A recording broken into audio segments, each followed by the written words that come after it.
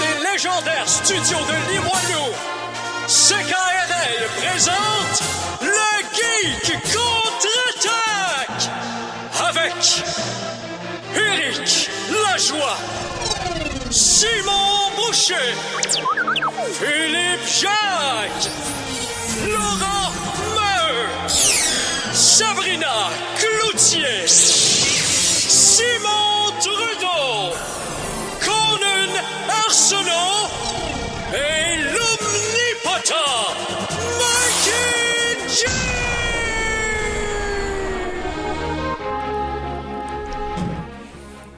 Samedi le 24 janvier 2015. Oh oui! Il y a du son dans ces micros-là. Il était temps. Plus sérieusement, bienvenue au Geek contre-attaque. Mon nom est Éric Lajoie, comme ça l'a toujours été depuis que je suis là, pas toujours, même avant. Là. Je veux dire, c'était pas mon nom en 1538. Là. Il était prédestiné. Exactement. Sur les pierres de Gorgonor, son nom et son visage avaient été taillés par les sages anciens. Oh, oui, ok. Et la prophétie. Non, et là, vous venez d'entendre mon co-animateur de toujours, Simon Boucher. oui, bonjour, moi aussi j'ai une prophétie pour vous. Je suis awesome. Non, c'est pas une prophétie, c'est une promesse. Il faut que tu tiennes. Voilà. Ensuite, à la co-animation, j'ai également Conan Arsenault. Également. Salut, ça va bien? Yeah, oui, ça va bien. Yes. Très, très bien. Et à la mise en onde, Mikey G en personne. Oui, je ne suis pas un prophète, je suis un omnipote. Un omnipote. Oui. L'ami de tout le monde. On a fait une version beaucoup plus bien pour la famille. Oui, que c'est j'aurais pu faire. c'est très friendly. Ah oui. Oui, tout à fait. PG-13. Pourquoi, il y a une autre façon de Ah, l'interpréter? laisse faire. OK, bon, ben, hey, je pense qu'on va y aller avec un classique. Ah, ben oui. Ben oui. C'est un classique, ça? Ouais, mais c'est pas le bon classique. Ah, ok. Comment on a Eric? C'est maintenant l'heure de vous informer. Voici les Geektualités avec Simon Boucher. Hey, Simon, que s'est-il passé dans les actualités geeks cette semaine, selon toi? Plein de choses! Oh, okay, dans le genre de quoi? Ben, dans le genre, il y a des gens qui se sont levés, puis il y a des gens qui sont nés, puis il y a des gens qui sont morts. Non, en réalité, c'est passé plein de choses. On pourrait commencer... on commence par briser notre espoir en l'humanité. Est-ce que ça vous Oui, tente? à tous les matins. On va se casser les jambes maintenant, puis on va avoir le reste de l'émission pour guérir Voilà. des meilleures personnes. Parfait. Bon. Vous vous rappelez peut-être d'un des grands films de science-fiction qui a été déjà refait plusieurs fois, The Blob, le Blob. Oui. Oui. Le remake de John Carpenter était... C'est Carpenter qui l'avait refait? Il me semble que oui. Oui, dans les années fin 70, début 80. Non, début 80. Début 80, il me semble. C'était écœurant, ce film-là. Bon. C'était meilleur que l'original. Monsieur Carpenter, tassez-vous. Parce que Simon West, de Con Air puis Expendable 2, va nous refaire un nouveau Blob avec plus de 3D que vous êtes capable de supporter. Ah, non. Celui de Carpenter était parfait. Je suis pas mal sûr que c'est Carpenter. Peu importe. Il a dit que maintenant, avec les effets spéciaux actuels, nous pouvons enfin vivre le potentiel complet que le Blob apportait. Parce que jusqu'à présent, vous n'aviez qu'une version diluée de cette masse de gélatine qui tue. Il y avait aussi une genre de suite spirituelle à ce film-là qui s'appelait The Stuff. Je sais pas si vous avez The Stuff. Ouais, la pochette, c'est comme du truc, du jus vert qui puis c'est un genre sort de des... crème glacée qu'ils vendent, dans le fond. C'est commercialisé, mais que ça tue le monde. Fait que c'était blanc au lieu d'être rose. Mais c'était quand même une créature extraterrestre, mais qui était dans le fond sous forme de plat de crème glacée. Oui. C'est pas comme exactement ça qu'ils font dans le film des Power Rangers pour corrompre tout le monde, mettre la goût dans les... Très possible. Puis non, c'est pas du jus de Ranger blanc. C'est Chuck Russell, le réalisateur de The Chuck Blob. Russell, ok, bon. Ouais, lui qui a fait le masque et Eraser et le Scorpion Mais King. en tout cas, si vous avez peur, inquiétez-vous pas, ça va peut-être pas arriver parce qu'en 2009, il y a Rob Zombie qui avait essayé de faire un remake du Blob. Et puis... Ça aurait été Blob Zombie? Blob Zombie.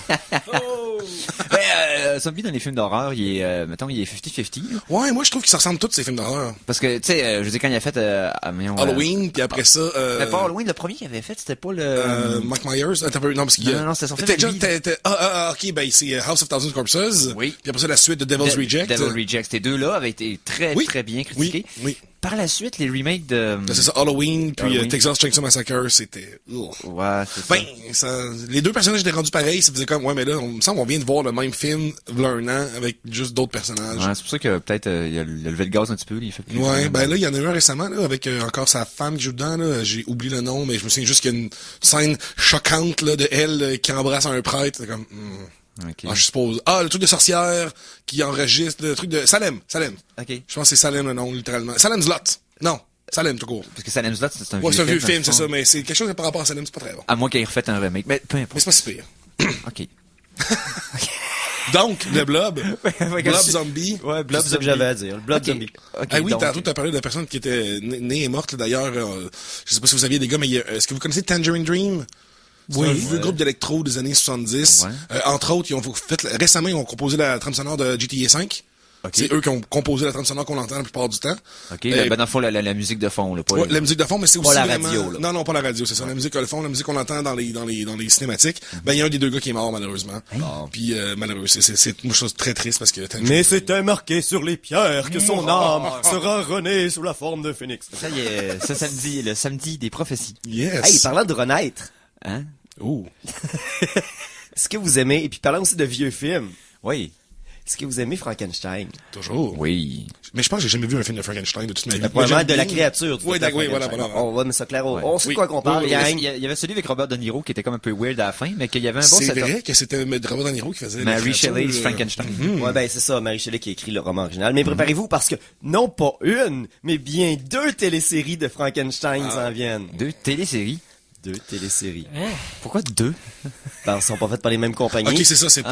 Ah, Puis c'est vu vrai, que puis- Frankenstein est un personnage du domaine public, un peu comme Sherlock Holmes, Ouais, toi, ouais, n'importe c'est- qui peut, tu sais, c'est comme présentement, il y a eu Sherlock, en même temps, il y avait Elementary. Deux shows Ouais. de Sherlock Ouais. Holmes en même temps. Mais Elementary était vraiment un remake de Sherlock. Dans le sens... Ils ont pas adapté Sherlock Holmes à la sauce new-yorkaise. Ils ont adapté Sherlock à la sauce new-yorkaise. Ouais. Mais bon. Mais, ouais. Et pour venir avec Frankenstein, c'est ça, c'est du domaine Fait public, que, donc oh. tu peux le faire comme tu veux. Le premièrement, il y a The Frankenstein Chronicles, Ok. qui elle, lui va être un drame d'époque. En 1827, un inspecteur trouve un assassin qui a découpé des parties humaines et au cours de son enquête de 10 épisodes découvrira la terrible réalité sur les morceaux humains qui ont été séparés et remis ensemble. Ok, puis la deuxième, c'est quoi? C'est un documentaire sur le bodybuilding? Non, la deuxième, Oh, bodybuilding, pense à ça. non, Mais, la deuxième c'est encore la deuxième c'est encore mieux que ça. Imaginez Robocop mais Frankenstein. Malade. Un policier meurt en service et est reconstitué en tant que Frankenstein. Wow. Quand est-ce que ça sort? Est-ce qu'il y a une date à date? Ils sont en développement, ils sont en Ah, préparation. ok. Mais dites-vous que la version de Robocop de Frankenstein, bien sûr, est faite par Fox, qui donne... Oui, ben oui. Robostein. Frankenstein. Frankencop. Et ça va finir qu'il va se faire par un éclair, évidemment, et il va mourir à la fin de la série. Ouais, sûrement. Mais d'ailleurs, dans les séries récentes, je vous ai déjà parlé là, de Penny Dreadful. Une série d'horreur britannique. Là. D'ailleurs, il y a Frankenstein, le docteur et sa créature dans la série. Pour de vrai, si vous voulez être intéressé à avoir une bonne adaptation de Frankenstein, regardez la série Mais je sais qu'il y a une Penny compagnie, Dreadful. il y a une compagnie de films, je me rappelle plus lequel, qui voulait faire un genre de franchise à la Marvel avec toutes les oui, les créatures. Monsters, C'est oui, Universal, oui. Universal, Oui, oui, oui, les c'est ça. Monsters. Il y a Avec des films de Dracula, monstres classiques, ouais. Frankenstein, etc. Ben oui, c'est ça. Puis Capable. Dracula, c'est la première itération de cette affaire-là. Dracula Untold, là, qui vient d'arriver. C'est littéralement, c'est ça qu'ils essaient de faire, justement. Un univers partagé des voilà. différentes franchises, des Ok. monstres classiques. Fait que préparez-vous à des loups-garous, à des momies. C'est vraiment les monstres que des Classique, films en noir et ouais. blanc des années 40. Le lagon, le lagon créature du lagon, noir. et voilà. Ouais, c'est ça. La créature du lagon bleu. Ouais, ça, c'est pas la même C'est affaire. pas la même. Hey, on continue de parler de cinéma un petit peu? Hey, on va Ben dire, oui. Hey, est-ce que vous connaissez la nouvelle rumeur, savoir qui va diriger Star Trek 3? Ben, Non. je sais pas, mais je sais c'est qui va le coécrire, en tout cas. Oui, exactement. C'est ça que j'ai vu Ah non, aussi. c'est les co-écrits, excusez-moi. Oh, Ouais, Ah. ben oui.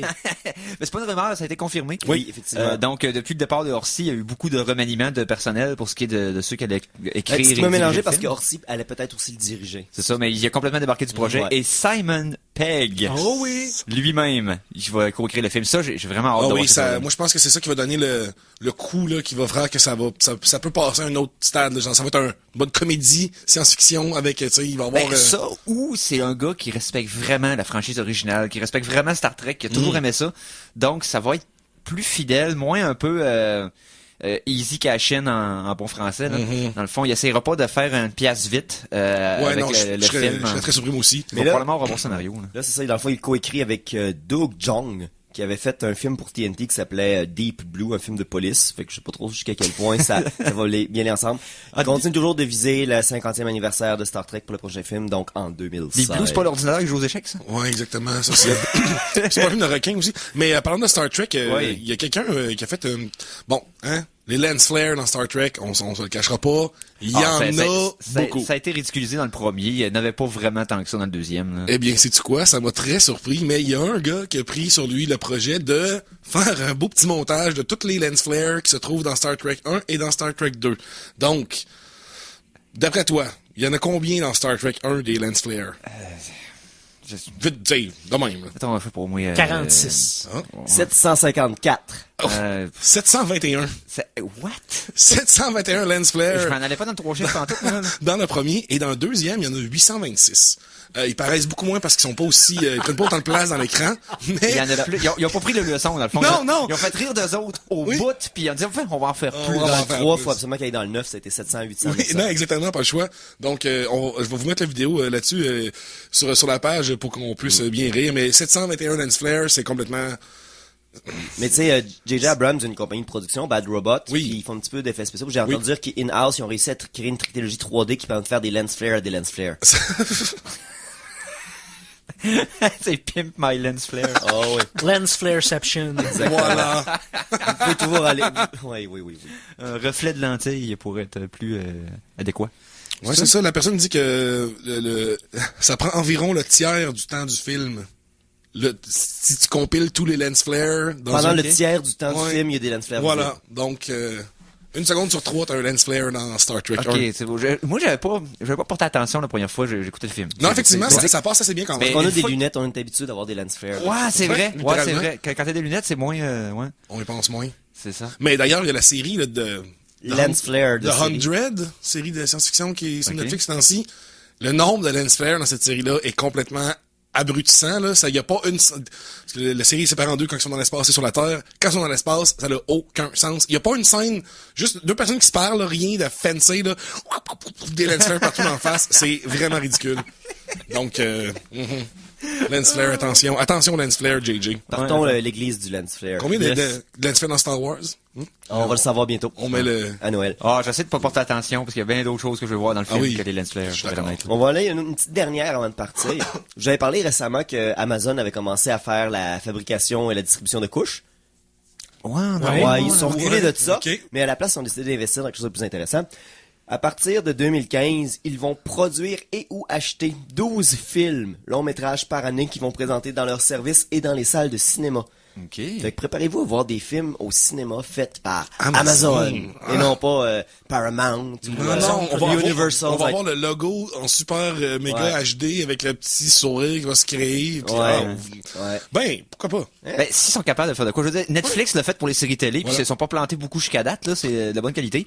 Ils ont pas fait de films encore, mais des documentaires et des séries. Donc, on va voir je suis curieux. Parce que Mais moi, j'ai c'est quand même jamais... des petits films, là. C'est Ouais. des budgets indie, là. On parle environ de 5 à 25 millions par film. Ok. Ben, c'est beaucoup d'argent, mais c'est des petits films. Oui, des petits ça montages de reste films. une petite production C'est ça. Puis hollywoodienne. moi, je suis pas un client de Amazon Prime, là. J'ai aucune idée du service. Au Canada, puis, ça sert à rien. Ah ouais, le service. D'ailleurs, Il y a pas quasiment de contenu, puis Ok. le service de livraison donne pas un avantage. C'est un service purement américain, comme Ouais. 90% des choses Amazon. Moi, tant qu'il n'y a pas les drones, bientôt les drones. je vais... Un policier meurt en service. Il est remis en vie. Moitié homme, moitié drone, moitié Frankenstein. Une nouvelle série, c'est Frankendrone. À Fox, il combat le crime en volant à 4 pieds pendant 30 secondes avant de manquer de batterie. Je vais pas mettre en doute tes capacités mathématiques, mais t'as comme dit 3 moitiés. Oui, parce qu'il y a une fois et demie l'homme qui l'était avant. Essayez pas, les gars. Ok, fair enough. Bon, ben, hey, On change les idées avant que je me mette à écrire un synopsis complet. La chanson de la semaine! Oh, mon Dieu Seigneur, que c'est drôle ça. Donc, les chansons de la semaine, je vais en concept. Cette semaine. C'est ce que je voulais faire la semaine dernière et ça a été repoussé à cette semaine. On va retourner pour les Ouais. 2 chansons cette semaine, on va retourner en 2004. Oh. Pourquoi on va retourner en 2004? D'un, parce que les 2 chansons ont été sorties à cette année-là. Et Quand la de vie- deux, on se sent bien parce que c'était des années où on était encore jeunes. Oui, quand la Ouais, vie était c'est ça. meilleure et c'était meilleur que maintenant. Ouais, Mais le ça- gaz était au même prix. c'est ça, ça fait 10 ans. C'est Donc, vrai. en 2004, un certain Danny Baranowski, on en a parlé il y a quelques mois, c'est celui qui avait composé la trame sonore originale de Binding of Isaac. Ah oui, ok. Mais pas Rebirth. Non, L'original. L'original. Que j'avais adoré. J'ai passé des extraits à l'émission, tout ça. Et en 2004, Danny Baranowski n'était qu'un internaute comme n'importe qui d'autre, qui était, comme moi à l'époque, un régulier de Overclock Remix sur les forums et qui postait des chansons de temps à autre. Et je vais vous faire passer un remix de Overclock Remix, composé par Danny Baranowski, qui par la suite est devenu un compositeur de jeux vidéo Donc, aguerri. Avant sa fame. C'est ça, c'est Before the Fame. Donc, de Ocarina of Time, on va entendre Awakened Fear of the Gerudos. Donc, c'est le thème des Gerudos. Et c'est de Danny Baranowski. Et c'est le même concept pour la deuxième tune de la semaine, mais j'ai gardé le punch pour la fin. Donc, Danny Baranowski, Awakened Fear of the Gerudos. On revient tout de suite après.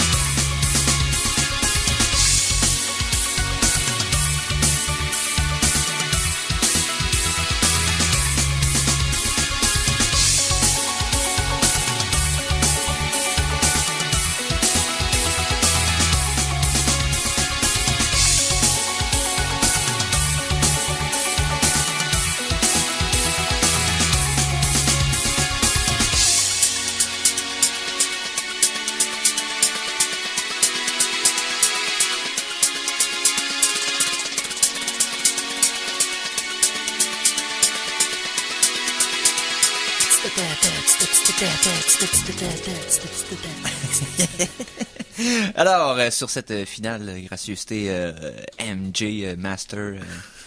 Master G's in the house. Ouais, c'est ça. Donc, Danny Baranowski, compositeur de la trame sonore de Binding of Isaac, mais aussi qui était quelqu'un qui avait contribué... Ouais, c'est ça. Un participant au site Overclock Remix, dans le fond, un remixeuse de ce site-là qui avait... Donc, la pièce est disponible sur le site, gratuitement, bien sûr, sur ocremix.org. Hey, on parle de quoi, là? J'ai encore des choses. T'as encore des choses? Hey, c'est vrai, t'as dit plein de choses, tu mentais pas. Tu mentais pas. Ben non, c'est parce que vous avez aussi tellement pris votre temps à dire des niaiseries.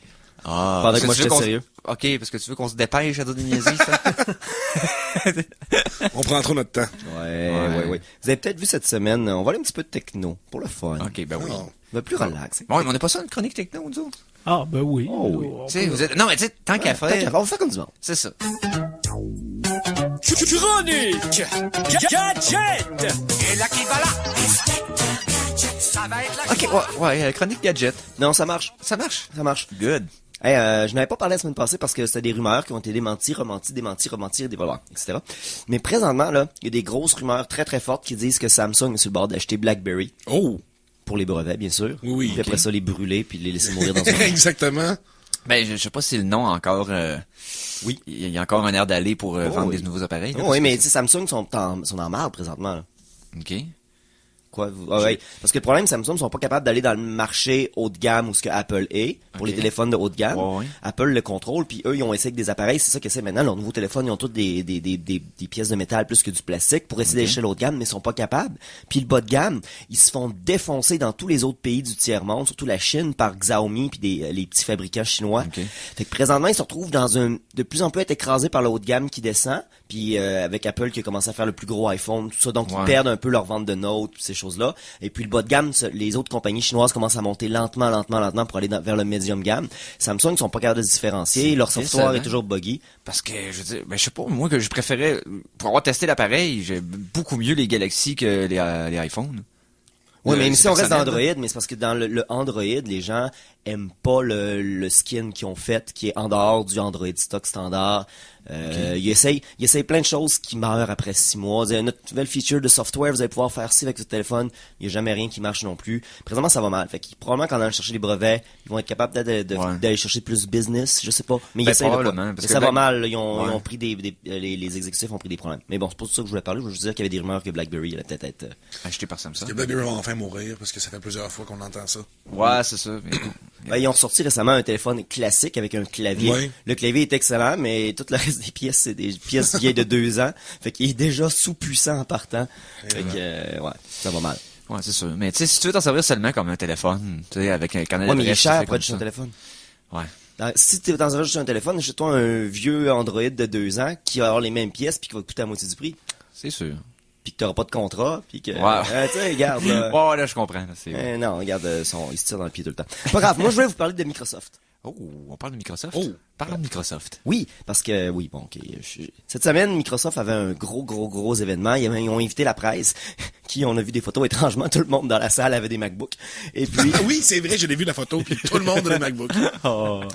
Et puis, ouais, parce que le MacBook Air, les journalistes, c'est pas mal l'ordinateur pour les gens qui se déplacent. Anyway, c'était pour annoncer leur événement Windows 10. OK. Il s'est passé plusieurs choses là-dessus. Il y a 9. Ici, j'ai pris un site qui a fait un report des 9 plus importants. J'ai pas mal vu tout ce qu'ils avaient fait, mais effectivement, ils ont fait un bon résumé de ce qui s'est passé. Premièrement, pour ce qui est de Windows lui-même, maintenant, il n'y a plus Windows Phone 7.3. Si ça, tout va être Windows 10. Que tu sois sur une tablette Windows, un Surface, un ordinateur, un téléphone, peu importe. Windows 10, c'est le nom du système d'exploitation partout. Ils vont amener une uniformité, ils vont partager beaucoup de points. Deuxièmement, les anciennes tablettes qui étaient les Windows RT, qui étaient pas capables de faire des vraies applications Windows, mais qui s'appelaient Windows, bon ben ça c'est mort aussi. Fait que ça va être soit des vrais PC comme le Surface avec le clavier, la couverture clavier qui est quand même très bonne, puis tous les autres appareils. Sinon, ils vont implémenter Cortana, qui avait annoncé Cortana, le personnage de Halo, qui va être leur Siri, exactement. Ils vont l'implémenter dans l'OS normal d'ordinateur, de téléphone, de tablette. Donc, c'est le nouveau Clippy. Exactement. Vraiment? Mais elle est physiquement genre de juste une spirale présentement, fait qu'elle est pas aussi psychotique. Mais c'est Non, comme c'est si vous ça. avez pris Clippy, vous l'avez déroulé, c'est en fait une spirale bleue. Mais il va y avoir encore un petit bonhomme interface, un petit trombone qui vient te régler tes problèmes. Oui. Ouais, Oui. ouais. Ils vont sinon ils vont commencer à faire qu'il y ait des noyaux centraux de logiciels dans les téléphones, dans Windows et dans la Xbox One. Oh. Qu'est-ce que ça va dire? Ils vont avoir une manière de faire des applications universelles qui vont pouvoir fonctionner sur tous les appareils Windows. Ok, ça va être cross-platform dans le fond sur tout le... Si tu le fais de la bonne manière. Évidemment. Puis tu demandes pas certains trucs bizarres que certains appareils peuvent pas. Ça veut dire que la Xbox One va avoir un nouveau système d'exploitation, puis n'importe qui va pouvoir faire des petites applications sur le côté. Oui, pour Il avait annoncé qu'il voulait ouvrir les consoles au développement, puis ça a pris juste 3 ans de plus que prévu, mais ils vont le faire. Bon, hein. Ok. Sinon, si je n'avais parlé l'autre jour, mais Internet Explorer est mort. Officiellement? Ouais, ben, c'est- il va quand même venir avec les ordinateurs parce Oui. qu'ils n'ont pas le choix pour supporter il y a plein d'infrastructures de bureaux qui nécessitent Internet Explorer. Mais il va y avoir Mais- un nouveau... Ouais, browser. projet Spartan, Spartan, qui est oui. un navigateur moderne, incluant des possibilités de faire des annotations, des choses comme ça, dans des pages web. Ok. C'est quand même spécial. Intéressant. Ouais. Bon, l'implémentation, bien sûr, de tout ça. Mais quelque chose d'intéressant pour les gamers, surtout ceux qui ont une Xbox One, vous allez pouvoir maintenant streamer vos jeux de Xbox One, un peu comme le PlayStation avec une Vita. Le PS Vita, ouais. Ouais, vous allez pouvoir faire la même chose avec vos Xbox One sur n'importe quel appareil Windows 10. Qu'on parle d'un téléphone, qu'on parle de votre ordinateur, et ci, et ci, et ça. Fait que votre copine est en train d'écouter la TV, ben pas grave, vous partez votre Xbox, vous allez sur votre PC, puis vous pouvez jouer à vos jeux d'Xbox là-dessus. Ils ont aussi ouvert la possibilité de multiplateforme pour jouer en multijoueur entre PC, Windows 10 et puis Xbox One, ce qui peut être intéressant. Parce que ça a été essayé une couple de fois dans les dernières années, là, des jeux online, que les joueurs de console voulaient Oui. jouer contre les joueurs PC. Shadowrun l'avait fait. Exactement, mais ça n'a pas été... Il n'y a pas encore eu vraiment un gros Succès, hit de dire que tel jeu peut se jouer sur deux plateformes. Ben, Oui, il y en a je sais plusieurs. pas comment. Exemple, Final Fantasy XIV. Ah, ok, ouais, c'est bon. Tu joues PS3, PS4, PC, pas des c'est serveurs les mêmes isolés, dans serveurs. le C'est fond. les mêmes serveurs. Ok. Ouais. Fait que ça existe déjà. Final Fantasy l'avait fait aussi avec Final Fantasy X1 qui était Xbox 360 PC. Ok. Fait que il y a déjà des possibilités, mais le problème c'est que vous aurez quand même jamais PlayStation, Xbox en même temps. Ouais, Ouais, ça, malheureusement. Ça, il y a rien à faire, oubliez ça tout de suite. Mais la chose la plus intéressante, on va finir avec ça, c'est un casque de réalité augmentée. Oh. Oh! Oui. Ok, là, ils ont montré un tech démo. Okay? J'ai été revoir le tech démo de la Kinect. C'est le même genre de promesse. Oui, Fait que, c'est ça. Attendez-vous pas à que ça ressemble à ça du tout. Ça va probablement atteindre à peine le quart du potentiel de ce qu'ils ont montré, mais c'est pas grave. C'est des lunettes un peu. Ils ont pris le processus inverse des Google Glass. Ok. Google Glass, c'est un appareil awkward pour porter en public. Ouais. Tandis que ça, leur casque, c'est pour porter au travail ou à l'intérieur. Donc, qu'est-ce que ça fait? C'est capable de projeter des images en détectant les choses autour de toi. Exemple, dans leur démo, il y avait un salon avec des tables à café. Puis, tu es capable de surimposer un jeu de Minecraft, une partie de Minecraft Voilà. là-dessus. Fait que tu construisais des blocs de Minecraft sur ta Sur table tes de café. meubles, sur tes- ouais. Exactement. Voilà. Sinon, bon, tu vois des démos, la personne prenait un 3D de moto qu'elle faisait dans un logiciel, puis elle surimposait sur un système, une vraie chose qui était en construction, voir si ça fitait. Un peu comme dans le premier Iron Man, là, quand tu le Oui, vois faire ses c'est plans. littéralement ça, c'est la C'est réalité ça. augmentée, là, vraiment. Ouais. Mais d'ailleurs, j'ai posté une vidéo du démo sur la page des geeks, là, donc Oui. on voit très bien. Mais c'est vrai que c'est un peu trop beau ce qu'on Ah oui. montre, parce que j'espère que ça va être comme ça, mais ça risque d'être comme ça à la fin de ce produit-là, quand ils vont être rendus au truc, le graphique direct dans le cerveau, mais là, on va pouvoir avoir Parce que là, ce qui arrive, c'est que en plus, la qualité, tu sais, si tu as vu que c'est une vidéo professionnelle, la qualité des choses qui surimposent sont Complètement. tellement belles Ah oui, que c'est- il y a probablement ça, t'as probablement une ferme de serveurs qui génèrent toutes ces images-là, Ah oui, puis qui oui. les envoient. Mais en là. même temps, vu que la projection est sur une très petite surface, qui va être proche de ton œil, c'est très facile d'obtenir une très bonne résolution. Non, mais on a le même problème ici que les armes, le Oculus Rift. Présentement, le 1080p par œil, c'est pas assez. Non, c'est ça. Ah, ok, vu que c'est tellement près, Exactement. on Faut que ouais. tu aies une densité de pixels incroyable. Ok, un peu comme les iPods quand ils avaient commencé à sortir les micropixels et tout ça, puis ils s'étaient rendu compte que les résolutions d'ordi, une fois mis sur un petit écran puis que t'es proche, Ça marchait plus. ça marchait pas. Là, ils ont sorti leur Retina, puis là, tout le monde a des écrans de définition, 300 points par pouce. Mais c'est ça, regarde, dans un appareil comme ça, tu as besoin quasiment au moins une double résolution de HD, quasiment du 4K par œil. Quasiment. Ouais. Parce que t'es as d'en face. Ouais, c'est vrai. Fait que c'est encore plus important. Puis imagine, on a discuté à faire du 3D, 2 images 1080p, ça demande du jus. Ouais, parce Imagine que ça, faire 2 yeux à 4K. T'as besoin de cartes vidéo qui existent quasiment pas présentement. Ouais, T'as besoin c'est de 3 titans branchés en SLI ou quelque chose du genre. Là. C'est Mais n'importe la quoi. preuve de concept est là, et Oui. c'est le Oui. genre de choses qu'on va avoir sur le marché, mais peut-être pas aussitôt que eux voudraient. Puis dites-vous que dans le pire des cas, ça va faire comme Kinect un Gugus qui fonctionne quand même correctement, mais qui a jamais vécu au potentiel total qu'on lui a donné. Ouais, ou qu'il y a pas encore, qu'il y aura pas d'application assez utile pour que ça devienne mainstream. Mais Kinect est mort. Ouais. Ah oui, ça n'a pas été long en plus, hein, la durée de vie du Kinect n'a pas duré très longtemps, quoi, 2-3 ans, je pense, maximum. Ça a fait la fin de la 360. 360 puis là, maintenant, vu début qu'il est plus de la- par défaut d'un console, c'est fini. C'est ça, là, ça a pas été long, là. Ouais, je vais le mettre c'est vrai, ça. Quand Ben oui. t'es supposé runner tout le temps. Tout sur le Xbox temps, One. pis que voilà, que tu parles à ton Xbox pour l'allumer, pis Hey, les gars, Hein? après la pause, ça vous tente-tu de jaser au téléphone? Après la pause, je m'attends de jaser au téléphone. Ah, et non seulement ça, et après Est-ce la que je peux pause, choisir à qui qu'on parle? c'est un événement historique. Quand même. Dans l'histoire des Geeks contre-attaque, c'est quelque chose d'important, quand même.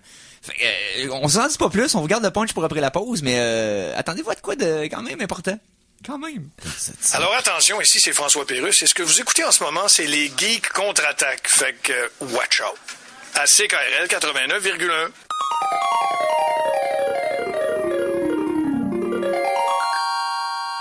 De retour de la pause, revoici les Geeks contre-attaque! Et nous sommes de retour en onde pour les Geeks contre-attaque. OK. et voilà. Le son de nos écouteurs était comme mystérieusement parti et il est mystérieusement revenu parce que c'est une émission pleine de mystères. Donc, de retour aux Geeks contre-attaque et on va commencer avec... Hey, tu peux-tu me mettre le thème pour l'invité? Ben oui, ben oui. Ben oui. Les Geeks du contre-attaque souhaitent la bienvenue à l'invité de la semaine! Ah, c'est tellement bon. Ah, et c'est tellement pas vraiment geek comme référence. Peu importe. Peu importe. Hey, cette semaine, on a tout un happening quand même. On parlait avec animateur de l'émission Puissance Maximale à Sequoia, Michael Michaud. Salut, monsieur. Salut, messieurs, ça va bien? Oui, ça va bien. Très bien, bonjour. Hey, pour informer nos fans, Puissance Maximale, c'est, je vous dirais, c'est l'émission de radio d'actualité geek, mettons, la Oui. plus ancienne de la ville à Québec présentement. Vous êtes là depuis 7 ou 8 ans, je pense? En fait, tantôt, tu disais qu'on était à Sequoia. On n'est plus à Sequoia depuis septembre 2013. On est rendu à CJMD-FM à Lévis, monsieur. Oh, OK. Ah, vous ouais. êtes rendu de l'autre côté de la rivière, ça compte peu. Ah ouais, ça fait que là, on broadcast les deux bords du fleuve. Ah. Oui, tout à fait, tout à fait. Maintenant, il y a de l'actualité geek partout dans la région de Québec. Yes. Donc, ouais, c'est ça. L'émission est diffusée, nous, le mercredi à 19h30. Puis, on est dans l'actualité geek. On fait de la critique. On a des chroniques bien spécifiques. Entre autres, la très populaire chronique bière.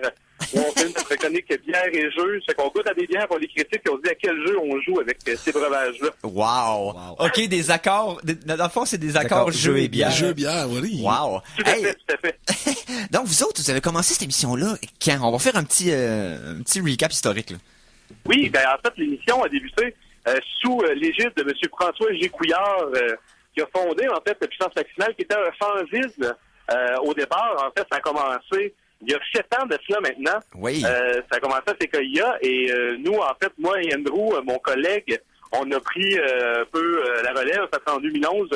Évidemment, pour ceux qui suivent un peu l'actualité radiophonique de la région de Québec, savent que Sequoia a comme été en pause pendant 6 mois en 2011. Oui. Et au retour, en nombre de Sequoia, ben, il y a des gens, justement, de l'ancienne équipe de Puissance Maximale qui avaient, un bébé, des nouveaux projets, des nouvelles jobs, là. Ils étaient pas sûrs de pouvoir continuer le projet. Puis moi et Andrew, ben, on était chroniqueurs à l'époque, on a décidé de reprendre ça comme co-producteur. Et depuis 2011, là, c'est vraiment moi et Andrew qui est à la barre de l'émission. Yes.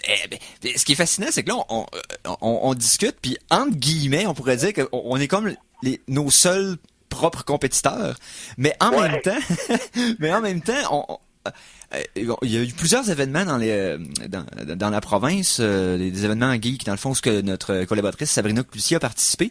Et Oui. elle vous a croisé là-bas, puis on a développé quand même une belle complicité entre les deux shows. C'est super le fun, ça. Ben oui, mais en fait, il y a plein de podcasts, il y a plein de YouTubeurs québécois qui touchent le domaine du geek. Mais en fait, j'écoute plusieurs choses, entre autres votre show, les gars, puis je me rends compte que autant qu'on a les mêmes sujets à la base, on traite ça de façon tellement différente Ben que oui. c'est une belle richesse d'avoir autant de shows comme ça au Québec. C'est une belle effervescence. C'est ça, le personne fun se pèle ses d'avoir, pieds, on a tout. de vous avoir et de nous avoir. Ben On oui. est des shows différents et non, c'est super d'avoir Oui, cette parce diversité-là. qu'on devient à ce moment-là beaucoup plus complémentaire que compétitif. Et Oui. les geeks cherchent pas vraiment... On a tellement été longtemps opprimés Oui. qu'on cherche juste à avoir d'autres amis. On veut pas se battre entre nous autres. Non, c'est ça, ça pourrait être ça. Mais non, écoute, c'est sensationnel. Vous, donc, vous êtes à Lévis depuis un an, presque 2 ans, dans le fond? Fait qu'on est septembre, rendu à Lévis, oui, tout à Ouais, fait. ça, On Lévis. a changé pour Lévis en deux. On n'est pas parti en mauvais poil avec Sequoia, pas du tout. c'est qu'on a été approché par CJMD à Lévis pour faire l'émission là-bas. Puis on a quitté en très bon terme la gang des Sequoia. Il n'y a aucune rancœur. On aime encore beaucoup Sequoia. Ben oui. Et je dis toujours aux gens de l'écouter également parce que c'est une belle station à Québec. Mais on a changé il y a 2 ans pour... c'est un autre genre de facture sonore et musicale comme radio. Ça fitait un peu plus avec ce que Puissance Maximale est. Puis on est rendu là depuis 2 ans. Puis non, on aime bien ça, on aime bien la gang là-bas. Yes. Donc, vous autres, c'est une émission d'une heure, vous, c'est ça? Alors, on fait 2 heures. 2 Justement, heures? depuis qu'on est rendu à Lévis, c'est un des gros changements qu'il y a eu, c'est qu'on est rendu à 2 heures d'émission par semaine. Wow! Musicale aussi, on passe plusieurs chansons à l'émission, mais c'est principalement c'est ça, du talk radio où on va faire des critiques, comme j'ai dit tantôt un peu, là, différentes chroniques avec des collaborateurs. Puis on a 2 heures de talk radio et musique. Et là, c'est drôle parce que la musique, on en passe à l'émission, c'est moi qui fais le choix musical, puis j'aime beaucoup de choses dans la vie, mais il y a deux choses que je m'oblige à mettre à chaque émission. 2 tonnes de métal, parce que je suis un gros fan de musique métal, et 2 tonnes franco. Okay. Ça, c'est mes obligations que je me mets dans mes choix. Fait qu'on passe environ 6 tonnes par show, puis c'est assez éclectique comme choix, puis le monde aime bien ça, mais ça clash. L'autre fois, j'ai mis une tonne de black metal suédois, tout de suite après, on a eu du Fred Pellerin. Je peux vous donner une idée. Et le pire, c'est que nous, dans notre créneau, on essaie de prendre beaucoup on essaie de reprendre des remixes de jeux vidéo ou de films ou tout ça. Puis dans le métal, il y a beaucoup de choix, c'est surprenant. Simon, il y aurait un petit... Mais là, moi, j'ai une petite voix qui me dit que tu serais peut-être à une place spéciale.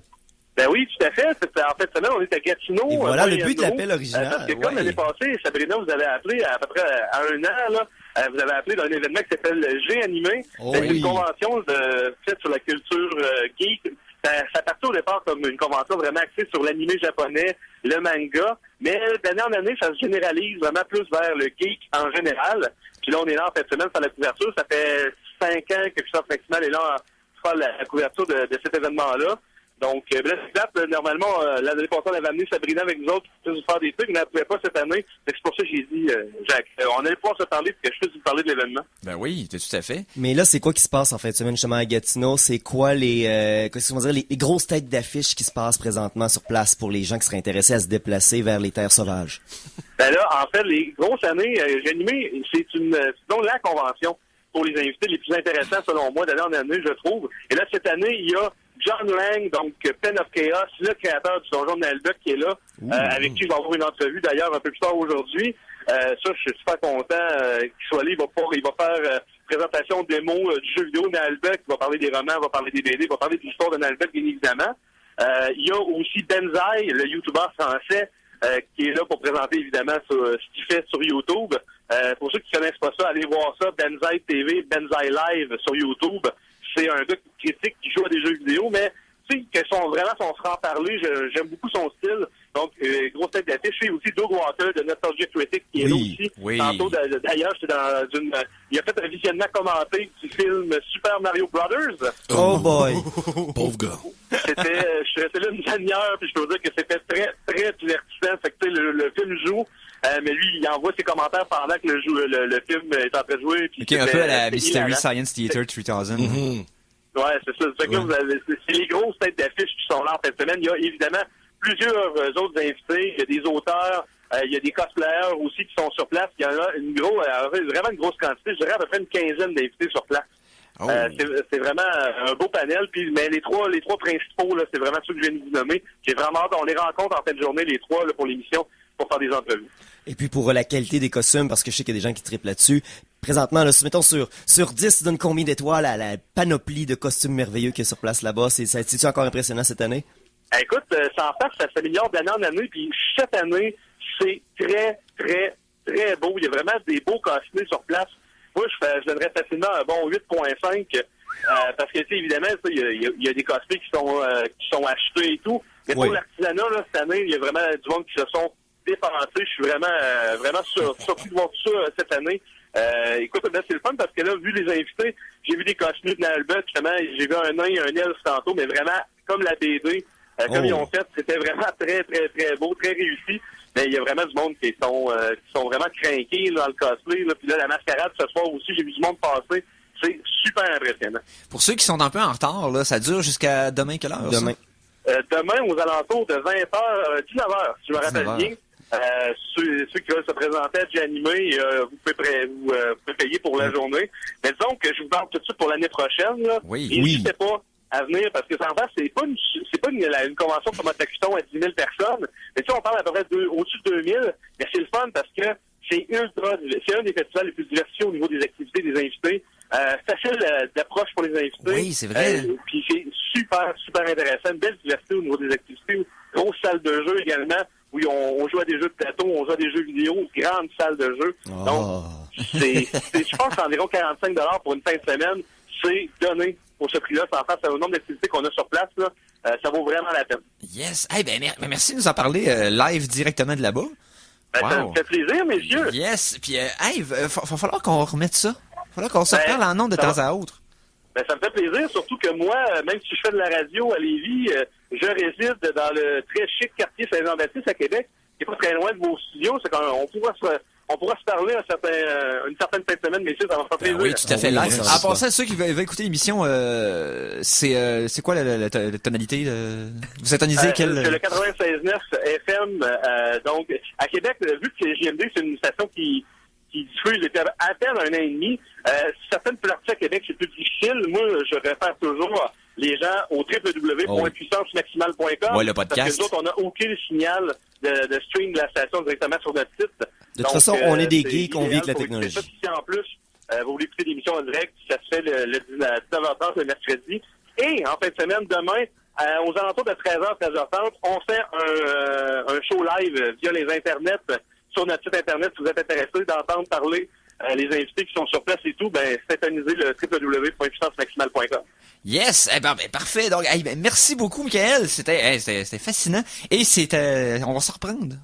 Eh ben, j'espère bien. Merci beaucoup, les gars, de m'avoir appelé. C'était un plaisir. Yes. Fait que, puissancemaximale.com, suivez-les. Puis, ceux qui veulent aller au G-Animé, il est pas trop tard encore. Non, vous avez jusqu'à demain, j'ai vérifié. Le salon des exposants ferme à 5h, la salle elle-même à 6h demain. Avec montée commande, là, il y a de la place. Yes. Pognez-vous des Donc, chars. Mikey, on enchaîne sans musique? Oui. La chanson de la semaine 2! Et là, on va suivre un peu mon concept de la première demi-heure, c'est-à-dire, on va prendre un compositeur de jeu connu, qui, avant d'être connu, avait posté sur le site de overclockremix.org. Et là, je parle de Jeremy Soule. Je sais pas si vous créateur savez, de Skyrim. c'est lui qui a composé la trame sonore de Skyrim. Ah ouais, il a Elder Scrolls posté 5. sur... Oui, wow. avant qu'il soit populaire, quand il était plus jeune, puis il a fait ses armes sur Overclock Remix. Il a posté un medley de Final Fantasy VII. Final Fantasy VI, excusez-moi. Donc, Final Fantasy VI, Squaresoft Variation de Jeremy Soule, encore une fois, qui a fait en 2004. On vous fait écouter ça, c'est disponible sur le site, et on vous revient tout de suite après.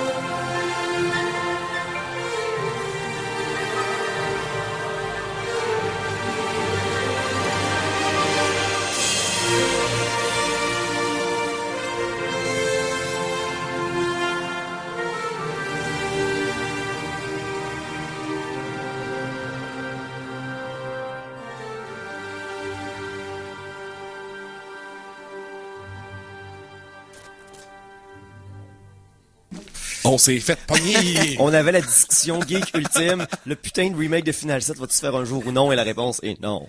J'ai décidé que c'est ça la réponse.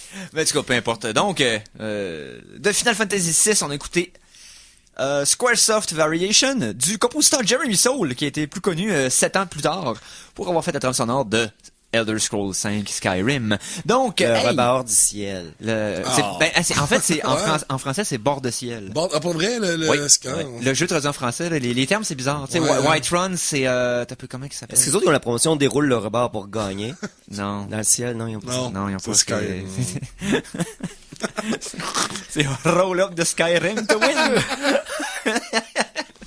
Donc, Argonian Wench. ouais, c'est ça. Donc, Monsieur Mikey, Oui. je pense qu'on sera dû pour une chronique de Ah oui, donc. Monsieur Arsenault. Eh oui. hein. Oui, non. Ça fait longtemps. Il est pas juste là pour être beau, là. Non, il est là pour être aussi Utile.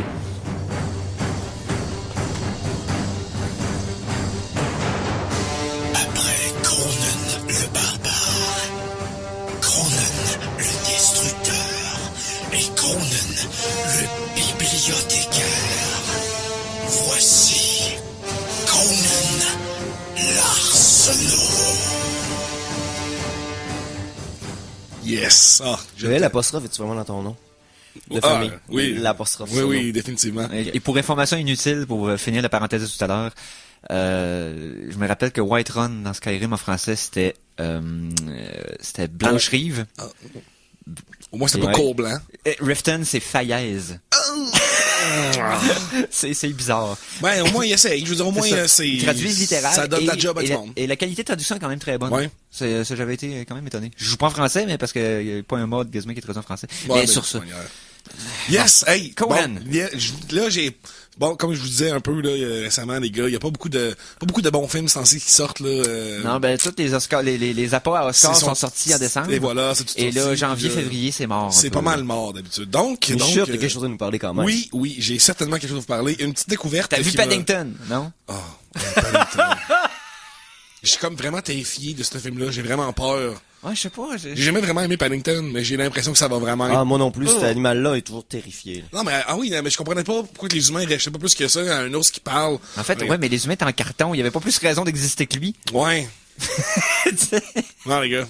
Personne mentionnait jamais le fait que aussi qu'il a pris son costume. Ça va être, on va faire une émission juste Paddington quand ça va sortir.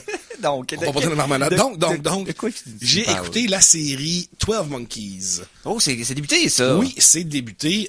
Il y a eu 3 épisodes à date, donc il me reste à écouter le 3e qui est sorti hier soir. si je me J'en ai trompe pas. juste vu un. OK. Donc c'est ça. Ça avait été annoncé en 2013. Un peu dans le même vent là, qu'il y a eu plusieurs émissions là, comme Fargo aussi qui avait été annoncé un petit peu avant. J'en avais aussi un autre exemple tantôt, mais là je Hannibal, l'oublie. tout ça. Oui, Non, non, des séries faites sur des films. Voilà, Hannibal. Et puis ça m'a agréablement surpris. J'attendais un peu cette série-là avec un peu une brique puis un fanal en me disant parce que ça fait partie d'un film d'un réalisateur que j'adore, Terry Gilliam, j'adore ce gars-là.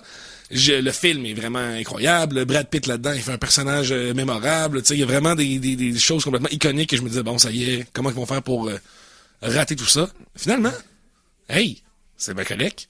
C'est correct? Ouais, ça s'écoute vraiment bien. Comme je suis en train de lire un peu, c'est un commentaire du showrunner, là, la showrunner, donc dans le fond la personne qui s'occupe du show, pas le réalisateur de l'émission, mais plutôt la personne qui s'occupe de l'ensemble de la série. Elle disait, on est plus proche de Looper. Puis quand j'ai lu ce commentaire-là, j'ai trouvé que c'était très vrai. Visuellement, on est très proche de Looper. Ok, le film avec Bruce Willis, Oui. c'est Joseph Gordon-Levitt. Exactement. On est vraiment dans la science-fiction, mais pas tant de science-fiction si éclatée que ça. Là. On n'est pas... même comme dans le futur, il y a pas de char volant, puis des implants dans tous les cerveaux, et puis des hologrammes. C'est pas Johnny Mnemonic, là. Non, c'est ça. On est vraiment quand même assez terre à terre. Mais c'est ça, comme on en parlait tout à l'heure, parce que le film original est une adaptation de La Jetée, qui est un film, qui est en essence un diaporama de science-fiction des années 60. Très bon court-métrage. Si vous l'avez pas vu à la maison, allez écouter ça. Oh oui, c'est super court, puis Oui. c'est prenant. C'est surprenamment vraiment bien fait pour un film, des séries de photos en noir et blanc des années 60. Là, ça m'a Ouais, surpris, c'est ça. Oh, oui. La Jetée. Donc, c'est pas vraiment le remake de La Jetée. On est vraiment plus dans le remake de Terry Gilliam. Mais c'est vraiment un remake ou plus une grosse adaptation? Parce que je veux dire, là, on parle d'un film d'1h30 par rapport à une série de 13 épisodes sur C'est X les mêmes années. personnages, la même histoire, repris de façon plus longue, ou ça se passe dans le même univers, mais c'est d'autres personnes. Non, il y a des personnages qui reviennent. Il y en a qui ont été changés. Donc, d'ailleurs, le personnage de Jeffrey Goins, qui était joué par Brad Pitt, qui était l'espèce de Ouais. fou, Ouais, mais ouais. ben, là, c'est rendu une femme. C'est Jennifer Goins. Puis, donc, ils essayent quand même... Eux autres, pour eux, ils ont dit que c'était un complete reimagining. Donc, vraiment... Ok.